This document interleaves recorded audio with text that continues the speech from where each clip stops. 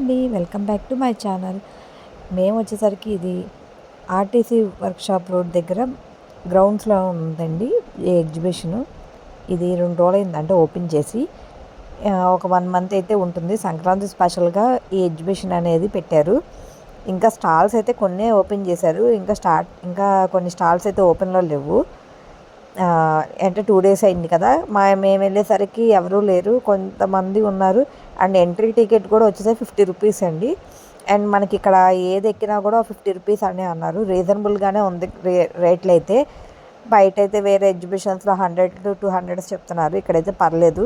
నాకైతే రీజనబుల్‌గానే అనిపించింది. మనం పిల్లలతో ఎంజాయ్ చేయాలంటే గనక ఇక్కడికొచ్చి కాసేపు స్పెండ్ చేస్తే బావుంటుందని నేను అనుకున్నా.